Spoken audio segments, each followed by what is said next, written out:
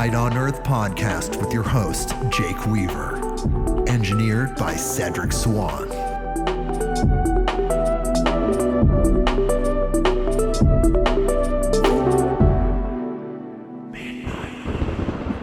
Hey everybody, we are back with another episode of Midnight on Earth. I'm your host, Jake Weaver, and we're here to bring you more knowledge, more lights, and more love. I am very excited and honored to have an incredible guest this week. Barbara With is here, and incredible story. There is a lot going on with this wonderful lady, and I am so glad that she's here. She's a channeler. She's a psychic. She's a peace activist. She's an award-winning publisher. It's just the list goes on, and we're going to talk to her in just a second. But first, I need you to do something for me. Follow me on Instagram at midnight_on_earth. That is the address. You can follow me there. Spotify, Apple Podcasts, Google Podcasts, wherever you go to get your podcast, click that button that connects us so you know when incredible guests come on. You get that notification in real time to your device or wherever, and you know to just dial into this high frequency information.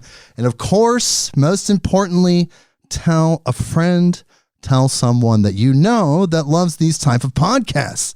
You know where we're at. You know where they're at. We're here for them. We're here for everyone. Bring them here. midnightonearth.com. Okay. So now we're just about to talk to Barbara, but I have to read her bio. So here we go. Barbara With is an international peace activist, award-winning author and publisher, psychic channel, composer and performer, workshop facilitator, and inspirational speaker, working actively since 1987. She is the co-founder of Conflict Revolution, a revolutionary way to resolve conflicts of the psyche based on her work channeling Albert Einstein. This is going to be amazing. She has authored 6 books on metaphysics, and she teaches and trains conflict revolution in the classroom and on Zoom. She also lectures on her Einstein's unified field theory, maps of human consciousness, and the science of compassion. And she's here with us right now. Hello, Barbara With. Hey, Jake, how are you? Oh, I'm so excited to hear your story. Thank you so much for coming on. Thank you. I'm excited to talk to you. So, digging into your story, you've been active since 1987, doing readings for people as a psychic. Tell me about your beginnings. Tell me about how you discovered your psychic abilities. Well, just briefly, I always say it started with the music. Okay. I started writing music when I was 12 or 13. And so that process was very much like channeling. I didn't know it at the time, but right. So I had probably 2 solid sets of music by the time I was out of high school and went out on the road as in rock and roll and singing. And I went to see a psychic when I was in high school, but not because I was looking for a psychic, but because my friend Mike had a mom who gave readings. And one day somebody said, you got to come and see what Mike's mom does. So I started to have readings with her. And so by the time in 1987, when I started to spontaneously automatic write, I knew what it was. I wasn't like, oh my God, what is this? My hands are independent of my thoughts. It was like, wow, I can do this. And that's really how it started. Automatic writing. Yes.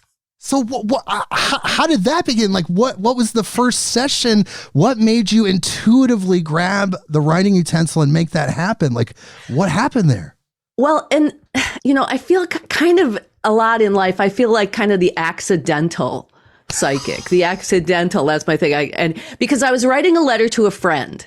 Okay. And she was my best girlfriend, and we were having a little tiff, and I was, being a little like, I was telling her how bad it was to make judgments. Okay. And listen to that statement, how bad it is to make, how many judgments am I making on her? Exactly. But suddenly my hands kind of became independent of me, and they went into this whole other language about, yes, because when you make a judgment, what you do is you close down the lens of what you're able to see within that situation, and all you see is a little bit of the whole.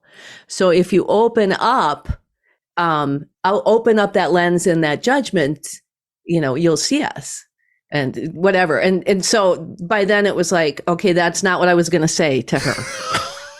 That is not what I was going to say to her. So I said, "Who are you?" I typed. Wow. And the answer was sound.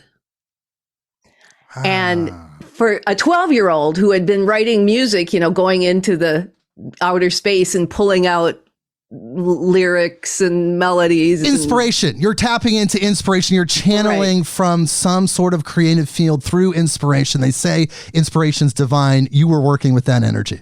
Absolutely. And that channeling music and channeling angels and channeling Einstein, it's all the same process. It's in the same process. Wow. So, Okay. But go on, please.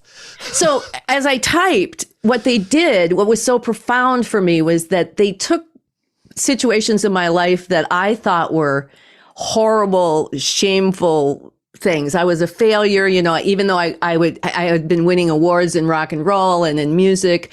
I still wasn't at the success level that I wanted, and I was chemically addicted, and I was tired and exhausted. And they took all that and they reframed it into this beautiful, meaningful, magical perspective of, well, maybe you didn't think you were doing your work, the spiritual work of your music that you wanted to do, but you were still playing.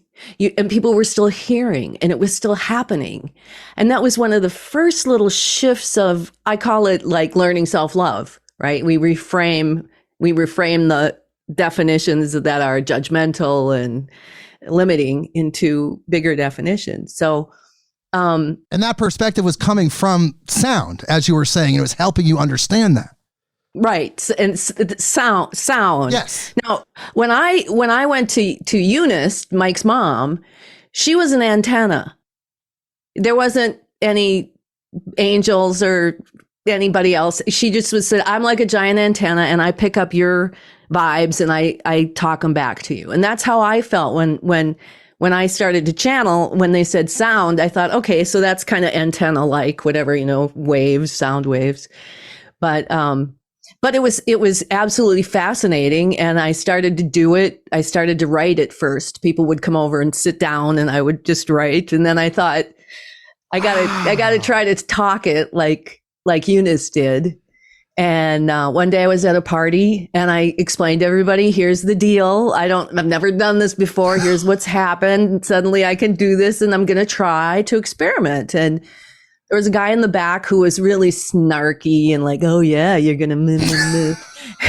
And I said, look, I'm not here to convince you of anything. You don't have to believe anything, but could you please not be snarky while I'm doing this? Cause it's and he asked the most insightful questions about the nature of reality and, evolution. And I closed my eyes and took some deep breaths and talked, and I came out of it, and people were crying, and other people were like, wow, what was that? And so that's really how I got started during readings. And were you conscious of what you were saying at that time? Or were you like outside in listening to yourself in a way? It always feels like it's just me talking. Okay. It doesn't feel like I'm outside my body or that, except that it's a lot of information that I don't know where it comes from or where I get it. And then there's another part of me sitting there going, you can't tell them that. You don't know that. And then, yes, you can. And what part of us is that? Because I think that shows up for all of us when we have these high frequency kind of download type experiences that we doubted. What is that part of us? What would you call that? I call them the voices of culture. Okay. It's what is programmed into our intellectual frequencies from the minute we're born into this body, right? We're being programmed by all the voices of culture around us. Some are objective. I'm a woman, I'm in Wisconsin, and some are subjective. You can't possibly do that, and so it's complexity of, yeah, it's just paradigm programming, and that's that little voice. It's that collective energy, you could say, of different people's paradigms, that field tapping into our field, causing distortion. Well, and I think if we're hearing them, if we're experiencing them, those voices, then whether they're originating within us or they're originating in someone else, if we're hearing them, then they're here. They're ours in our heads. Right. And we have to figure out how to unlearn that, I guess, because that's the programming that's holding us back from our full potential. So you start doing readings and you're getting out there more. And this is like becoming a full-time thing for you at this point, I bet.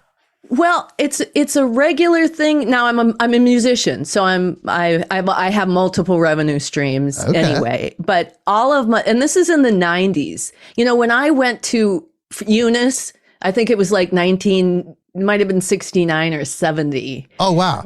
We didn't even have the cassette players that you'd push down those, we didn't even have those. You had to bring somebody to take notes.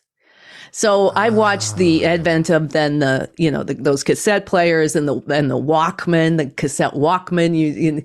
And now look at what we can do. Oh, yeah, with our phones. We have everything in our pocket. It used to be you could never give a phone reading. There was no technology. And then suddenly there were these attachments you'd plug your landline into and you could plug it into the whatever. So in any case. So you've been around it through the evolution of the whole interface with people.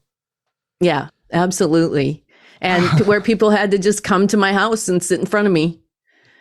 And so I did. I gave readings to two of my friends and said, if this is helpful, or pass it on. And most everything that's come to me has been referrals. I don't advertise very often. Not back then. I certainly didn't. Wow.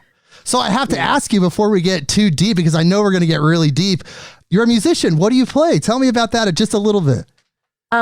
I play mostly piano, keyboards, but I produce. So I can do my bass on my keys, and then I play guitar. I play some dulcimer and stuff. Wow. But really it was songwriting at a very, very early age when I started to write songs. And as you said, it was a response to my traumatized household, I'm sure, but it just came out of me. There was no stopping it. And if I didn't write these songs, then I surely was going to go crazy. So I wrote probably 500 songs in a very short time. Wow.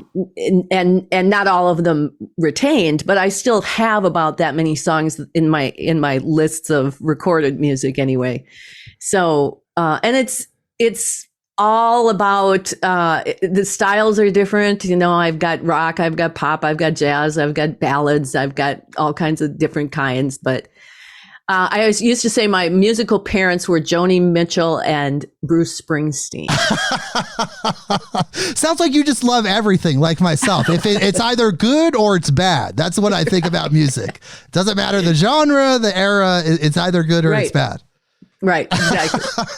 Beautiful, though. So then you're developing yourself as a psychic, you're getting more clients, and then things start to happen in the early 90s. So tell me about that. Things definitely start to pick up.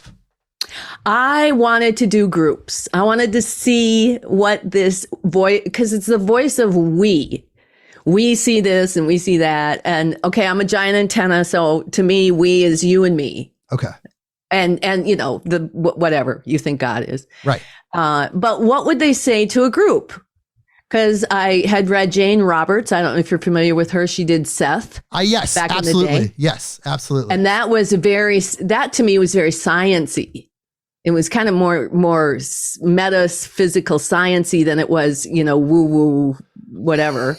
So nobody that I knew, none of my clients wanted to have a group. So I kind of gave it up.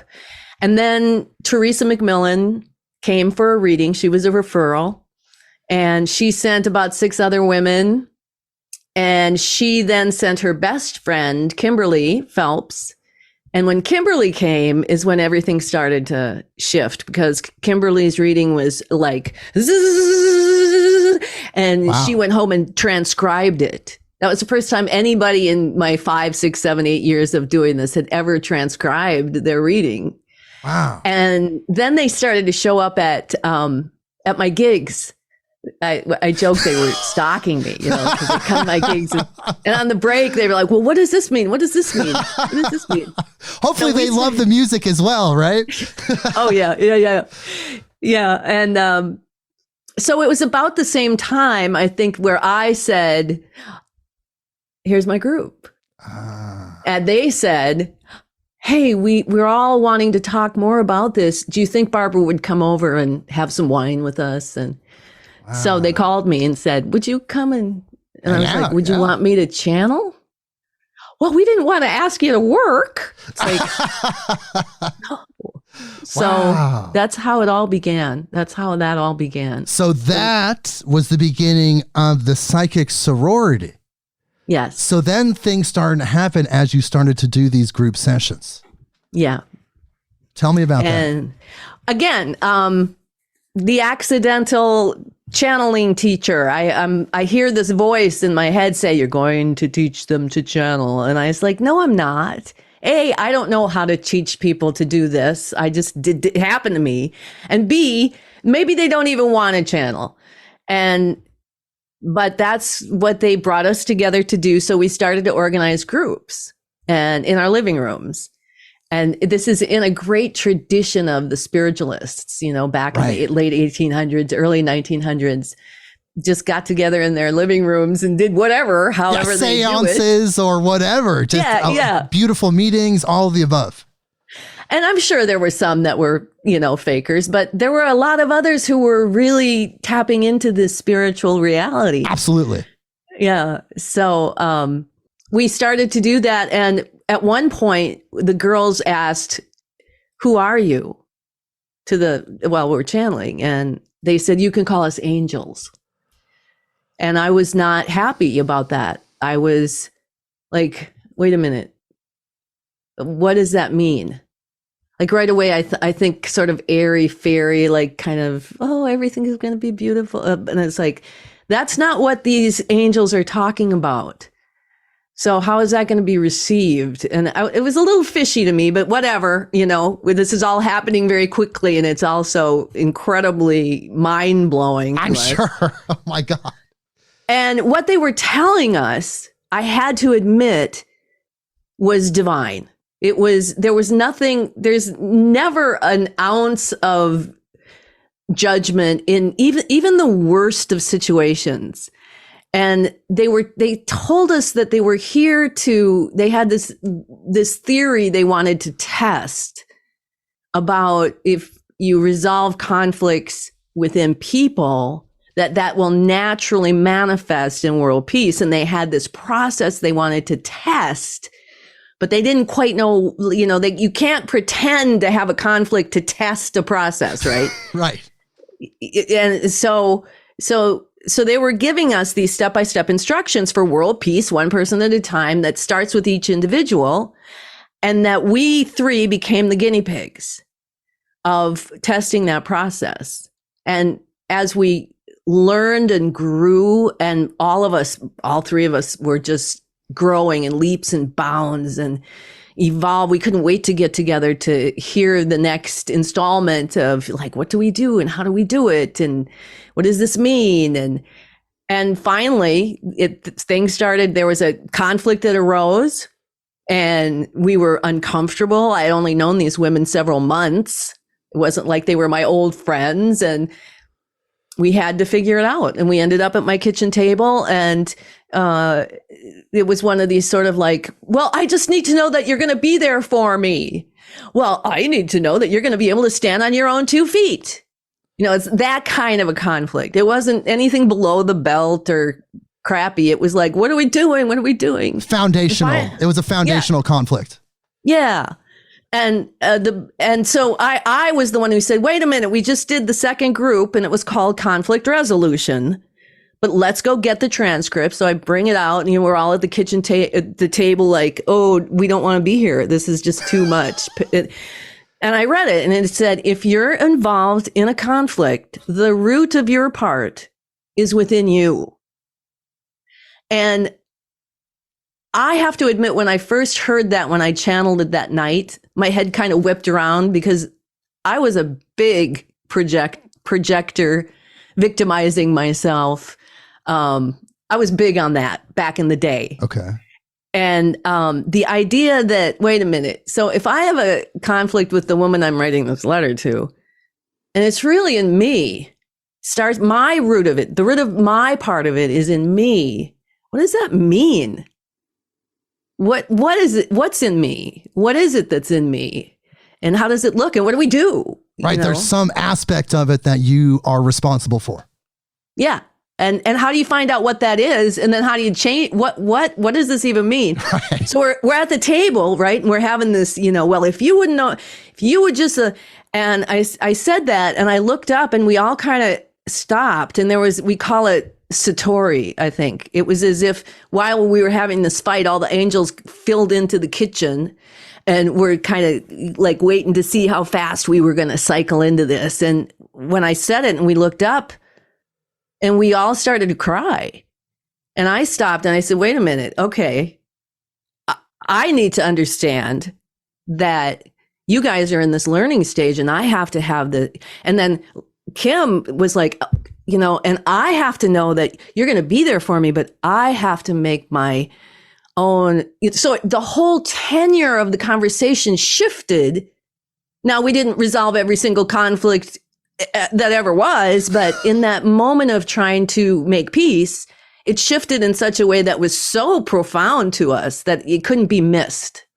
Right. It caused everyone to take responsibility individually for their part and then focus the energy inward to correct that instead of focusing it outward to correct someone else's situation based on your perception of it. Right, which is, as we know, just projection. Yes, absolutely. Wow. So that was the beginning of the conflict revolution, but you got more information. It wasn't just the angels that gave you information on this, right? Well, what happened was we went through all this, and I actually started training conflict revolution it started out as a staff development course that I created for a nonprofit in St. Paul that I was contracting with. So okay. I took this and started to train it very early on, but we published our diaries in Diaries of a Psychic Sorority. There it is. Diaries of a Psychic Sorority, Talking with the Angels in 1997. And it was our diaries. It's all the transcripts, and it's all of these baby steps that we were making, and our first fight, and how we dealt with all of this transformation that we were going through. And I got us a literary agent in New York because I wanted to shop. I thought this was an incredible story. Oh, right? Absolutely. Yes, I'm loving it. I'm riveted, actually. Right. I mean, wouldn't you want to? So she called me up one day and said she had a tabloid in London that was interested in interview with Princess Diana from Beyond the Grave on the 1-year anniversary of her death. Oh my God. Okay. And those like paranormal tabloids. Of course. National Enquirer. Right. What was the other one? Weekly World News was one of the era. And in London, they had one that was very specifically all about supernatural stuff. So, okay. And I didn't know quite what to think in the beginning, but when she asked me that, because first of all, I'd never gone like to a dead person and asked them anything. Usually I was learning that the dead people came to me and wanted me to get messages to their living relatives, or someone would come in a reading and say, can we talk to my grandma? And then it's like, okay, but a famous person, I mean, what? So I sat down, I channeled the questions, I channeled the answers, and I printed it off and went and read it. And I just, I wept. It was just beautiful. Okay. And the tabloids flew me out to New York and spent a lot of time interviewing me, but we were together for about 5 hours. And it turns out they didn't want it. And it wasn't published. It wasn't published in the tabloid. Oh, but you published it later. Yeah. Which was the first good news. And the second good thing I finally realized was how incredibly Diana it was to back then not mention Charles or Camilla at all, not even give them an air breath in that interview. And that's why I'm pretty sure they didn't want it, because they were looking for stuff to stir up the pot. Exactly. They wanted controversy and blaming and things like that. But do you feel like, based on that, just to touch on this for just a brief second, do you feel like she was murdered? I personally feel like she was, but do you feel like that's what her spirit was telling you? I don't know if she excluded that idea. She was more talking about the fact that when you get into this position of power like she was in, and like so many people who are idolized, right, that paparazzi want to chase them, that you get this feeling of superiority and power, like we can outrun these people because we're us, you know, we're these celebrities. Yes, we're these celebrities. And so she talked more about that attitude of that maybe got her in trouble, but she didn't ever say she was murdered or not in that interview. And because I channeled the questions as well as the answers, I didn't really sit down and think it through, like, well, what do I want to ask her? It was just like, well, okay, let's do this. So the questions and the answers came through. You didn't direct traffic at all. No. Oh my God. Okay. So this continues though, because eventually you talk to Albert Einstein. I mean, but this is just the beginning of that. Well, and Princess Di's message was all about making peace. Yes. Which is the same as the angels. Right. And so my agent and I sat down and said, well, what other people might we want to talk to if we can do this? And so the second one that came up was Nicole Brown Simpson. Oh my God. And that's really profound interview too. It talks in this in-depth talk about how race relations are built and like what OJ went through as a child and the influences in the culture and, you know, what he had to live in to get ahead that was against, it just was very, and that of course, and domestic abuse and such was so profound. And it hadn't been that long since she had been, I think the trial was in 97 and we were doing this in 98, but right. Anyway, then we asked different celebrities and they tell us no, or here's why, or so we got to John Kennedy, which is everything now that's coming out about what really happened. Right. That was everything he says in this book. So, and that's when he told us that we didn't have to think up anybody else, that they were going to tell us now who was next coming up. So we would just save you the trouble of asking people who aren't involved in this project that we have going already. Okay. So is that when they told you that Albert Einstein was coming? Next was Jackie. Oh, it was Jackie after that. And then she introduced Einstein. Oh my God. So many questions. Okay. You say that JFK's story that you channeled when you interacted with the spirit lines up with what is being put out there now by the American government and other sources. Obviously, it was an inside job, CIA, correct? Yeah. And he talked about, he said there was this cartelish, I don't know if he used the word cartel, but that there was this group and he called it the Friends of Vietnam. But he talked about, some of them were in the oil cartel and some were here and some were there. And, they pretty much all decided that, oh, no, you don't. And it was in the government and it was, so, yeah, it's. I don't even really know what to say to that. I always have intuitively known that, and I profess that. If you see the Zapruder film, you can see the driver actually shooting him. And it's because he wanted the world peace that the angels were talking about. He was starting to align with that vibration. He wanted to unite the world, and the powers that be, the military industrial complex of the time, and even still now, said no. Yeah, exactly. And back when I did the interview with him in 1998, I didn't have that language that I would use, much more today. That, was this, I would have said, was this the deep state? Wow. Well, of course it was the deep state. Because he was starting to resonate with love, right? Yep. Why are there people in lower frequency experiences trying to repress higher frequency experiences? Why is there a active repression of human evolution, even though it's unstoppable? It's a futile effort. Why is there even an attempt? I think it's a macrocosm of a condition in the deep microcosm of our energy that's being reflected in a huge way, right? It might start out as, because you have to have dark and light. You have to have, the chaos of creativity and such. But I've always felt like evil it's a filter in a human mind.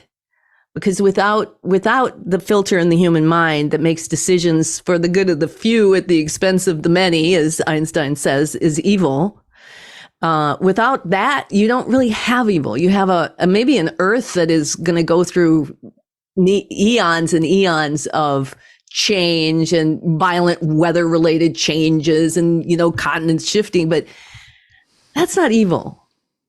Right. And so that microscopic place within us that's then being projected out into the lens of our existence, it manifests. It needs that to evolve. We need that to evolve for now. Do you feel like as we grow as humans, we raise our vibration, we change our frequency collectively, that we can vibrate past the lowest frequency behaviors that are manifesting in this plane? Yeah, but I think we do it, first of all, by uniting all of the frequencies. So we don't abandon the lower frequencies. We kind of open up our consciousness to the truth of the great energy that we really are, which includes those lower frequencies and the highest frequencies. And we see it outside ourselves so we can, conflict revolution, so that we can revolve it back here and then see it here and then know what to do to resolve it here first.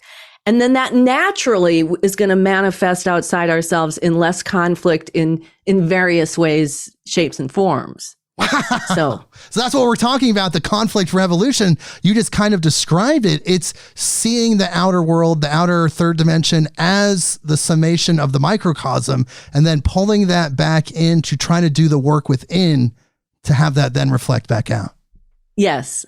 And it's the roadmap that Einstein has given us for how to do that, like how to get in there, and then what it is, what's the map, what's in there, and how to align it, and then to see how it manifests.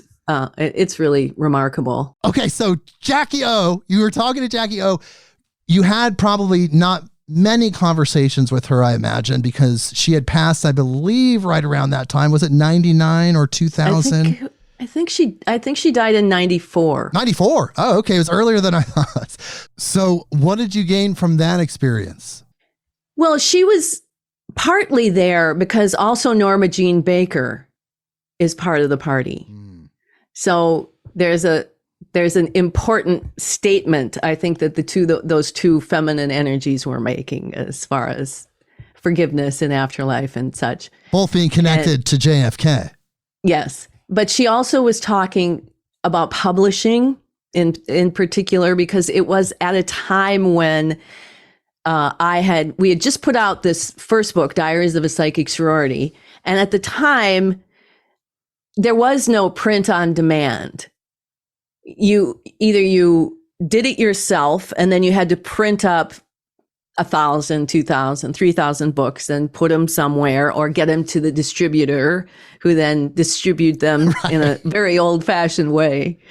And so we were very much on the cusp of a whole change in publishing in that time in 1998. And she talked a lot about that, and also just about, she was such a diplomat. She was such a diplomat. Well, she really represented the goddess energy for America, I feel like, of the time and still today. Essentially the same thing with Norma Jean Baker. Yeah. And hers is so interesting too, because she talks a lot about, should we use our feminine wiles, or should we adhere to some kind of decorum? Should we really use our sexuality to get us ahead? And she was very much about, you use whatever it helps you in that moment. Sometimes walking into a room with you having your cleavage showing is a completely wrong thing to do. Depending on the context, yes. Yeah, it can bring down your power to do that. So she had a lot about feminine energy and empowering. Wow. And where are those conversations detailed? This is in Party of 12, the Afterlife interviews. Oh, okay, cool. Because I want to direct people. We're going to talk about the books at the end, but I do want to direct people as we're talking, just so that if they're taking notes. Yes. Okay, yes. So now we're moving into Albert Einstein.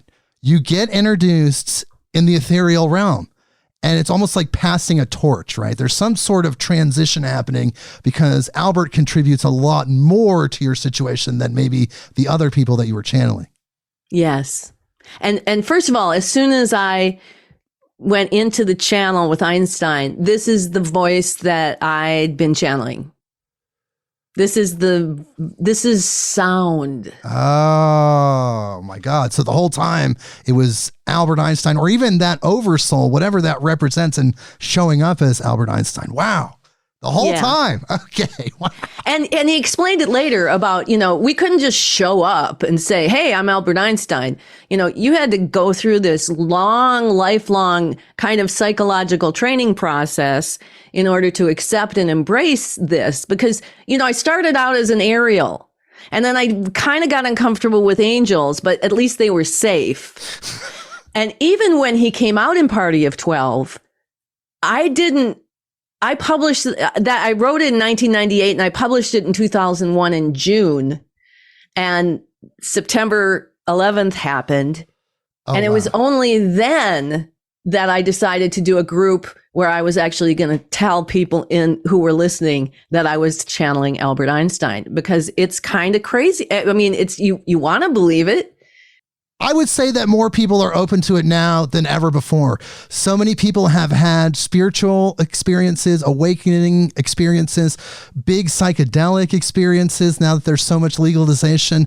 And I think that not just the individual consciousness, but just humanity's consciousness in general is now able to understand these things more than ever. I believe. I'm not sure though.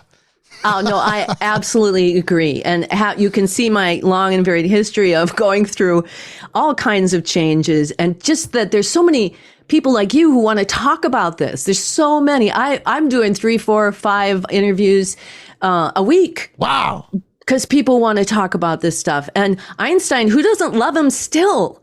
Right? He's still a rock star. Oh my God. Absolutely. I mean, like literally household name in 2023. Yeah. And people talk to him themselves. They don't need me. I learned through this process where I came out of the closet. People were like, I knew it. I heard it. I knew it. I've been talking to him for years. It's like, I don't doubt it. I mean, the man is brilliant, and the work that we've done together is certainly brilliant enough to be Einstein, and it's divine enough to be angels. And who else but Albert Einstein would die, go into afterlife, figure it all out, make these arrangements, and then get this information through? It's just brilliant. Well, he's doing the work. He did work in the third dimension while he was here. He wanted to continue the work. And that is what you channeled, the continuing work of Albert Einstein. Tell me about some of the things you channeled from Albert that's going to help us, this new information.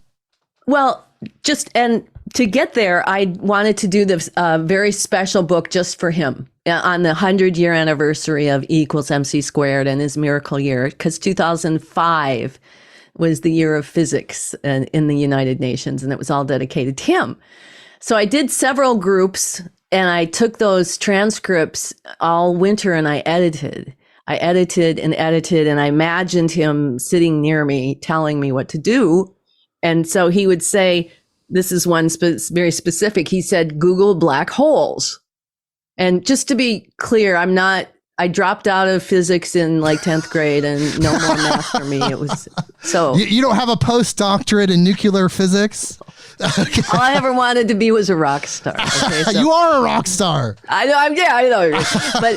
But you know, so I do it, and there's in black holes, there's these terms called lens, source, and observer. Okay. I don't know what they mean, and he says, okay, take those, and we're going to put them over here on our map. So we're starting to build these unified field maps. Like, much like I imagined he did in real life when they would draw, like they didn't have computer generated stuff. They had hand drawings of their visions of what they're seeing. And so little by little, we started to create this unified field theory coming out of afterlife. And the most profound thing that still blows me away every single day is how he gave compassion a scientific, quantifiable definition that fits into earth sciences as well as spirituality, etc. Really? But that it has a definable force in the universe. It's the fifth fundamental force. You know, there's 4 fundamental forces for those who may or may not know. Electromagnetics, gravity, strong nuclear force, weak nuclear force. And they all have their influence on what ends up being matter.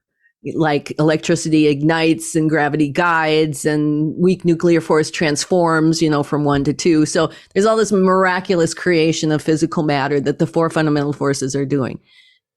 Compassion, with a capital C, is the 5th fundamental force. It's the intelligence that uses the 4 fundamental forces to impel the creation of the universe, the physical world, one step at a time. That was his definition of it. And that's one of the things that you channeled. So then, is compassion consciousness, or is it a vehicle for consciousness? It's, how do I do it? Compassion plus energy equals consciousness. And consciousness plus math equals mass. Okay. So compassion, here's the 3 things that compassion does to impel the 4 fundamental forces. The first thing it does is it impels out of nothing into something, one point, one circular, it's actually a membrane domain. It's like a particle. Okay. So like a compass that draws circles, you know, on a piece of paper. Compassion impels energy to step out of the nothingness and create one particle that's going to be your compilation. It's a compilation of your consciousness. And then in that compilation is all the mathematics that are going to be you and your experience in the physical world, your body, your DNA, your latitude, your longitude, your time. And then this math, of course, is always in flux and moving. And then, so when consciousness joins with this math, it's the beginning of what's going to project into the lens of the physical world to be the mass, to be the mass that you manifest as. Yeah. Wow. And experience. Yeah. So. And like you said, including all the experiences, everything is in that mathematics.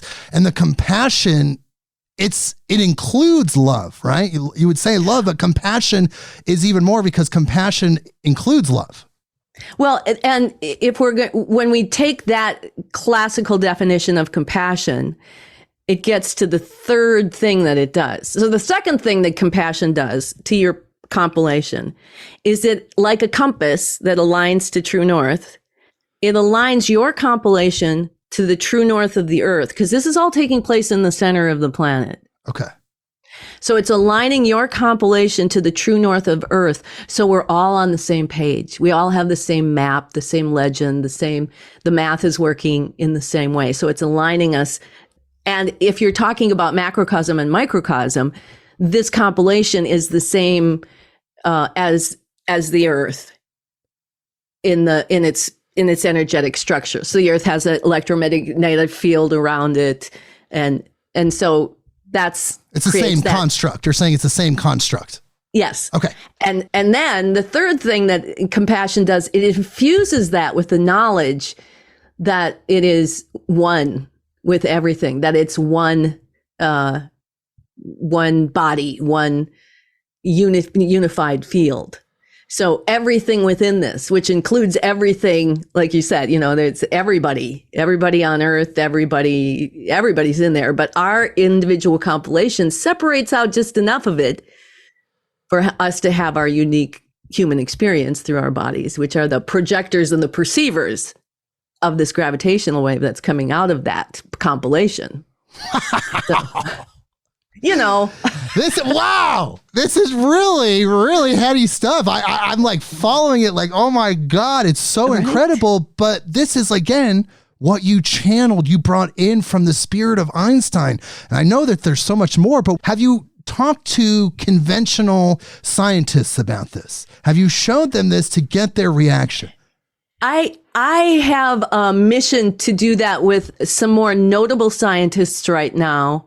But through all of this, I have had a handful of scientists, some just like my physics teacher friend, Ron, like he totally has helped to talk about it and is this and isn't this? Cause I don't know. Right. But I did have one situation where, it was when I first released this book that came out, Imagining Einstein, Essays on M Theory, World Peace, and the Science of Compassion. And I'd hired these book promoters. They were going to work with me to promote everything and book all the book signings and do the website and do all this. And the day before I left for my book tour, I was going to Princeton, right? They went out of business. Oh. So where should we ship those 3,000 books, Miss, with? It's like, yikes. So anyway, I was not feeling all that well. And I had this gig, they booked me in Philadelphia at this meetup. Meetups. Yes. Where you arrange them online, but you actually meet up in person. Yes, of course. And it was called the Metaphysical Meetup. And I almost didn't go because I was so distressed, and it was in the back of some co-op.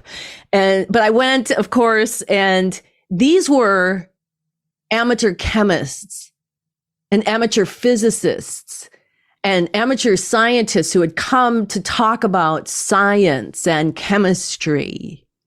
And I was kind of mortified because I thought, as they're talking in the beginning of their meetup, and I'm thinking to myself, okay, I guess I'm going to have to, really reiterate that.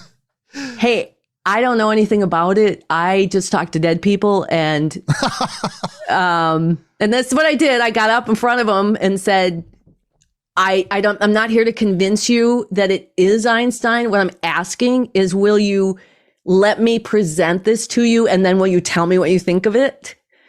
And at the end, all of them, they were losing their minds. The chemist was like, wait a minute. The old chemistry theory is where you have 6 blah, blah, blahs. They flow in, but the problem was always they couldn't do it. But what you're saying is that now there's 9 blah, blah, blahs. Right? I'm like, sure. I don't know. I don't know anything about it. So, but it did activate some truth within them. They could see intuitively and physically, it was right in front of them, that this information was very valid. I know. And right now, Jake, I'm telling you, Nassim Harriman, who has been working for a unified field theory. He's a physicist who has been working diligently. And he just recently revealed, finally, he did this big presentation of his unified field theory that he was going to present. I mean, this is the top of the line guy. And my colleagues and I are watching, and it's like, well, it's all on our maps.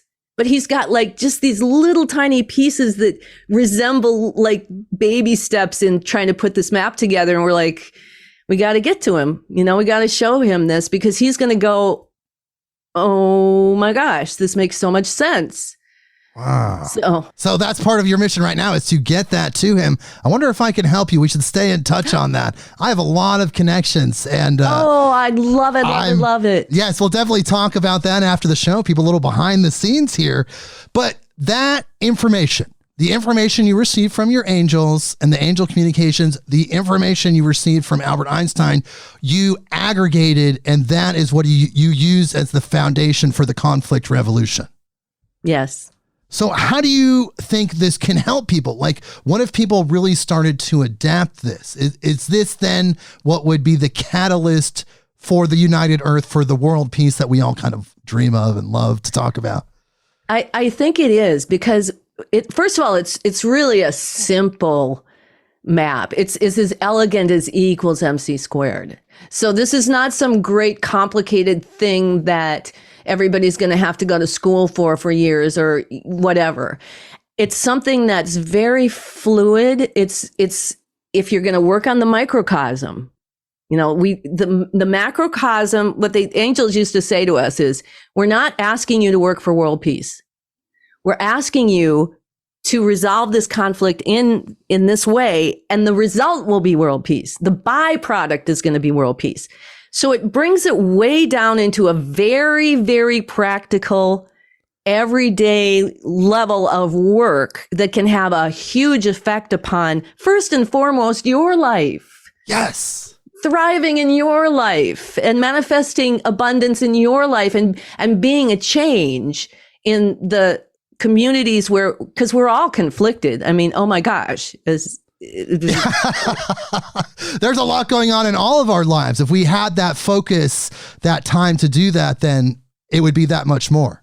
And we can have that if you kind of dial that in. You get that within yourself fixed, you could say, or at least worked on. Well, and it's what it is a system. It's a self-regulating system. It's not waiting for somebody else to do something for you, or I have to be joining with groups of people. I'm going to go in, and it works so because basically when you're triggered, and we all get triggered by somebody, there's a story of why you're triggered by them in your intellect. There's a story. And if you can parboil that story down to a really basic message, like, she doesn't respect my time, or I had one call, she expects me to do her work, and then she criticizes me for it. If you can get it down to that, and you're willing to step into your own witness and go, wait a minute, this is a clue for me. This is my clue. Where am I not respecting my time? Where am I not respecting somebody else's time? And even if you're not into the mystical, miraculous way that it works, that's just common sense. Yes. Because there is that reflection outward. Because we do create our own environment with our thoughts, with our thinking, our actions, and our behaviors. And some people would say, some spiritual people and really deep thinkers would say that reality, our lives, it's just for us. Like, it's really an illusion. We think that it's real. We think the people around us are real, and they are. But there is this one layer that is just you and the divine.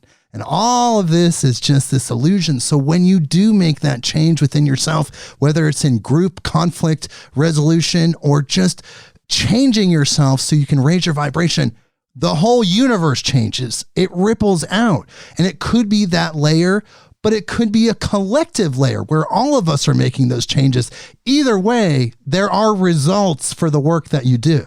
And oftentimes when you go through the process and you get that aha moment where you find where you're not respecting your time, or you thought somebody else wasn't respecting your physical limitations, when you're saying yes all the time to doing things that are beyond your physical limitations, and you take responsibility for that, things change like this. Things can change really fast, in the sense that all kinds of synchronous, the little big. I had a client, or a workshop participant in Denmark, and she came to me.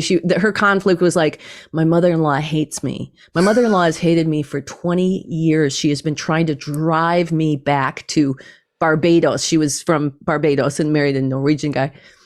And when all was said and done, she came up to me and she said, "You knew where this was going, didn't you?" I was like, "Well, I kind of do," but she said, "I'm homesick.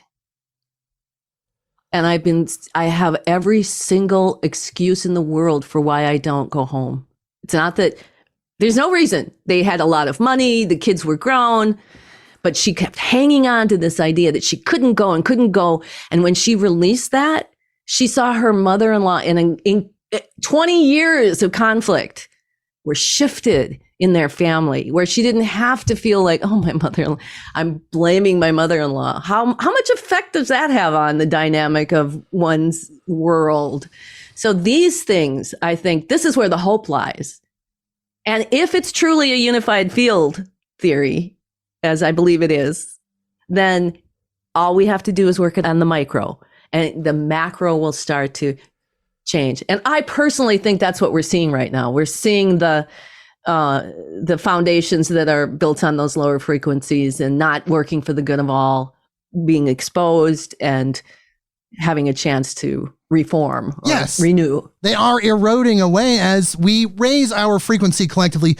People say the age of Aquarius, people talk about the precession of the equinoxes and just how humanity is just moving into a different bandwidth of existence. And I think that this is all a part of it. The information, the work that we're doing out there in the world, all of it together is that new thing that the angels are talking about, that Albert Einstein is talking about. Some people call it a new earth, but I think it's just humanity evolving.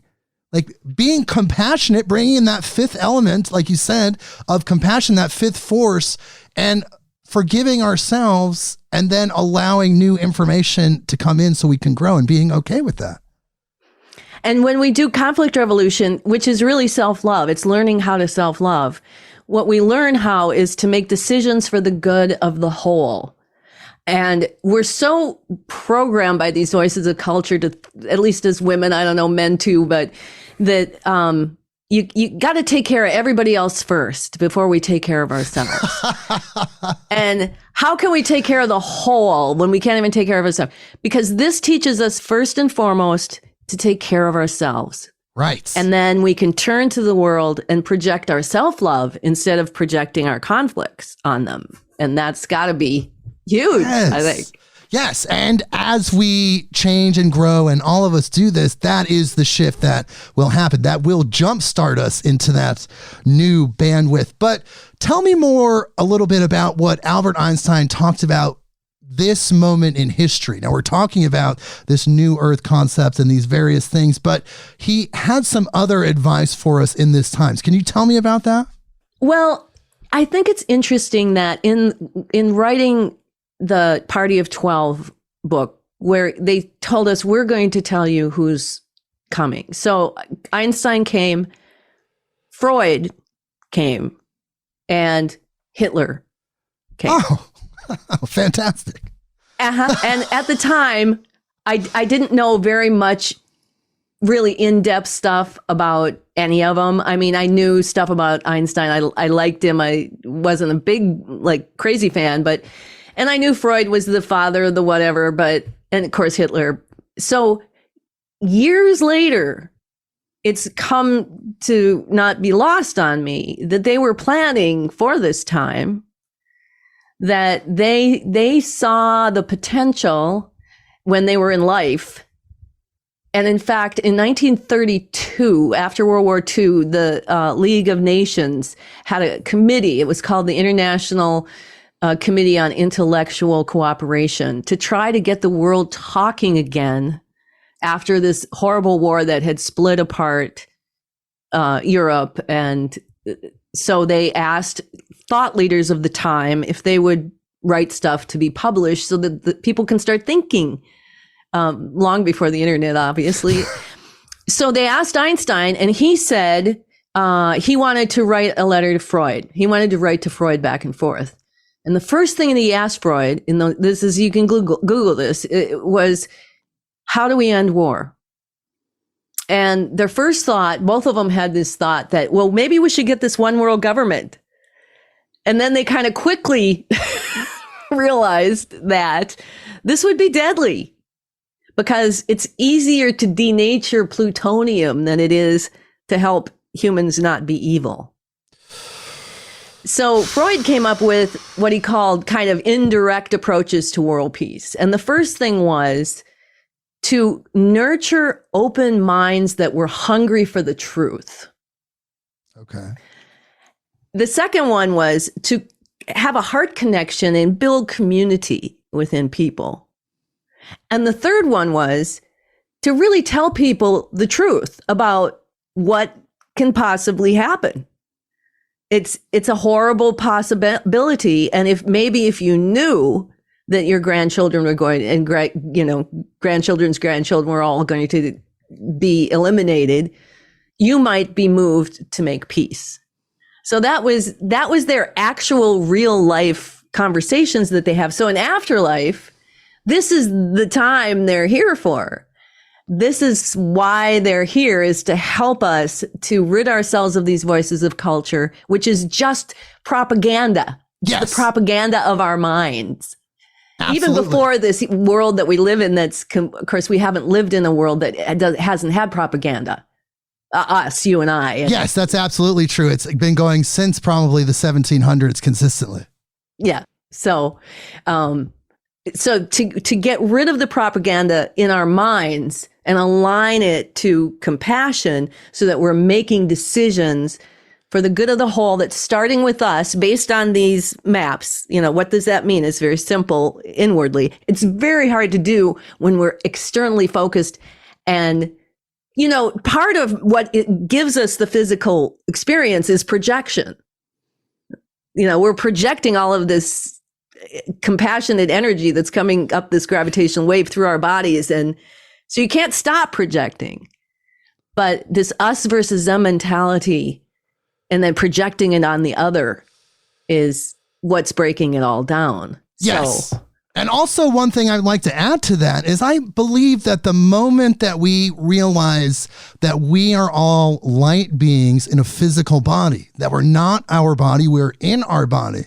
And when we realize that as humans collectively, that it doesn't matter our age, our ancestry, our history, our gender, none of it matters at the point where we are all united, which is where we are all light beings. So when we have that realization, when we identify ourselves with the light within, that's the true human experience. I think that will be a big evolutionary point as well. And I think that's the manifestation of that third thing that compassion does, is that it imbues us with this knowledge that we're one being that's having this massive experience together. And you can't destroy part of your being without destroying part of your being. Well, that also lends itself to the idea of why these things happen on Earth, because as we're growing collectively as a species, this Earth is our classroom. And what we are doing to each other in a way, for good or for bad, we're doing to ourselves in that collective sense. So in order to join the galactic family and the higher frequency beings that are out there, we have to work through the lower frequency behaviors. And we can only do that by working through them on ourselves. We can't go out into the universe and persecute other races or other species. We have to work all of that out before we can join the galactic family. What do you think about that? Exactly. And, I did this conflict resolution class last week, and I have two women from Israel who reached out to me and said, can you help us? Our country is in this desperate state of war. They were feeling like they're about to lose their whole way of government, and they're being taken over by a totalitarian state. And one of them is very much about what we're talking about. And the other one wants to believe that, but she's still in her us versus them. And so we worked the process and we came up with some of those sound bites. And some of the sound bites she came up with were exact sound bites that I would tell any of my political friends. I don't care what side you're on. If you think they're taking away your democracy, let's revolve it around and see how your party is taking away democracy. Because as far as I can see, it's one big party. I agree wholeheartedly. if we could just stop us from fighting about which party is better or worse or left or right, and realize that no. And one of the answers that Einstein gave about, do you go out in the streets and protest, or is that giving energy to what you don't want? And what he said is, there's this incredible thing when you go out into the streets, but you shouldn't be projecting all your anger onto what's outside you that you assume is the source of this horror. You should be creating what you want to create, which is sovereign individuals who are going to say, no, I'm not, you don't own me. Who own their power and celebrate it together and in oneness. And so, yeah, there's a lot of levels of work that this work can affect. Because it's showing us that it truly is our responsibility, whether it's collective, these political issues like you talked about, it's really within. And then if you want to change that, you have to change within yourself. What a powerful conversation we're having. This is so amazing. What else can we talk about? I know we don't have too much time left, but I do want to talk to you about a few more things. What do you feel about the extraterrestrial presence on Earth and what's coming with that reality being in place? Now, in the public discourse, the average citizen is now, in America at least, I think it's worldwide, is talking about extraterrestrials as being a reality and accepting it. They're finally accepting it. There's something happening. What are your thoughts about that? What have you received about that topic? Einstein has a very specific theory about extraterrestrials, being that if you're looking at the source of our universe being in the center of the planet and everything is projected out from there, he doesn't preclude that there aren't other planets that have a completely different source, completely different set of mathematics, which create different atmospheres and potentials for creating machinery or, technology, what have you, that are completely different, operate completely different than they would on the Earth. But he paints it more like, not like they're planets in the outer space, but like they're compilations of a different consciousness from a whole different creative force. So he kind of has a little different way of explaining it. And I have to say that a part of what I'm having trouble with right now is the proliferation of the idea of extraterrestrials by the deep state in order to ramp up, defense, space defense and such. Oh, of course. That's always the intention. Yeah. So, but I do know people who years before those kinds of deeds, had encounters. So it's not that I don't think that there aren't extraterrestrials. I just don't think they're here to save us. And I think we need to be careful about what's being fed to us, just like everything, huh? Oh, absolutely. I mean, there's declassified reports, Project Bluebeam, that talks about how in a crisis situation, the government was going to use holographic technology to project a UFO invasion. This is all declassified documents to initiate a new layer of control. So the powers that be, what we're calling the deep state, of course, we know that's real. The deep state would love to use anything as a mechanism to clamp down on the collective human experience. Why not use UFOs? It just seems like, though, with the plethora of life and mathematical possibilities out there, that there must be evolved consciousnesses. And even Drake's equation talks about that. He did the math to determine how many conscious civilizations are in the universe, and it was in the billions. Yes, and depending how you depict them physically, like there's billions of consciousnesses, just like if we looked inward, each cell that you have is a whole consciousness, a life form. Right. So, yeah, inward, outward.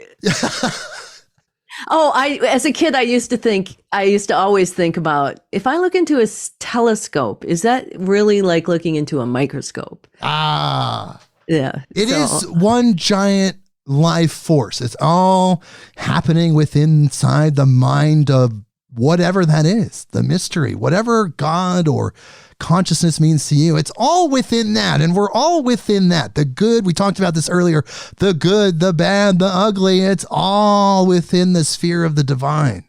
It's all there for a purpose. Very, very powerful. What a discussion we've had. Oh my God, Barbara, this has been so amazing. And we've just ripped through. So I just want to tell people about your books, the books that are available, and where to find you. So first off, you can book a reading with Barbara directly, and she will connect you with the Party of 12 and Einstein. We're talking about this. She can channel these individuals. She has a direct line. If you want to talk to them and have this experience yourself and figure out how this information can help you directly, you can book a reading with Barbara directly on barbarawith.com.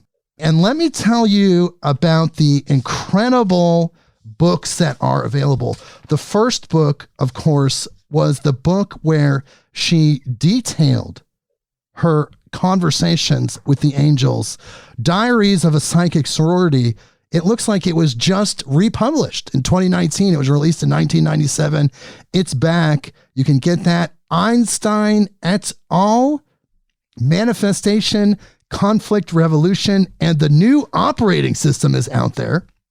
Imagining Einstein, Essays on M Theory, World Peace, and the Science of Compassion, Party of 12, The Afterlife Interviews, and Party of 12 post 9/11. That just means we have to do a whole nother episode because we have to. All of a sudden I'm feeling like we have another 2-hour conversation in the works. I know, so we have to tell everybody. We are definitely going to bring you back on. So definitely though, if you're feeling called to this information, you're feeling the pull and you feel the excitement and the enthusiasm that we felt during this conversation, check out those books.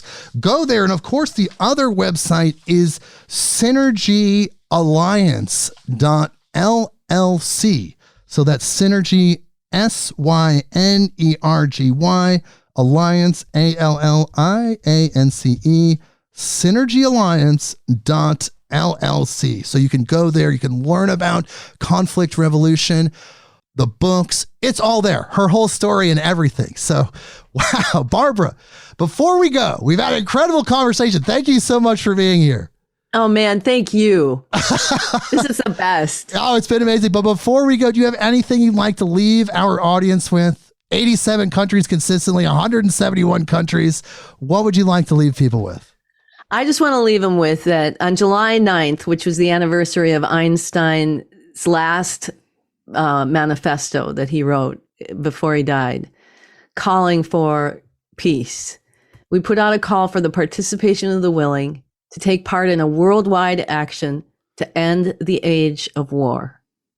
And we're offering conflict revolution masterclasses.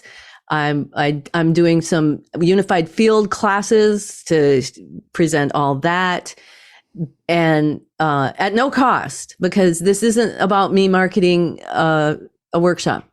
It's about us changing the world in this way. And I'm so passionate and excited about this work. And I know that it's really an answer. So come on aboard. Yes. And where can they find this information? And tell me the date again. Well, we did it on July 9th. Oh, and you're doing another one. I'm always doing more. Yes, I'm always offering channeling sessions, free channeling sessions, free master classes, free unified field stuff. I'm going to start also doing some events this winter out on the road and in person too. So I didn't realize so much of it was free. That's amazing. How generous of you. Yeah, I make money. I'll make money. Money is, it's a thing that we manifest when we need it. Exactly. And you just put the energy out there, law of divine compensation. You just put the energy out. It's going to come back in different forms. You just do the work for the divine, for love, for humanity, the service. It's so beautiful. I will accept your money. You want to give it to me? Hey, I think it's a good idea for the work that you're doing. We all should be paid for the work that we are doing. Absolutely. So thank you again, Barbara, so much for being here. It's been absolutely amazing. Please hold through the outro music. Everyone, please check out those books. Please go to those websites. You're going to learn. I've learned so much. It's been an incredible conversation. Of course, we're going to have Barbara back on very soon. And we will see you next week. Midnight on Earth.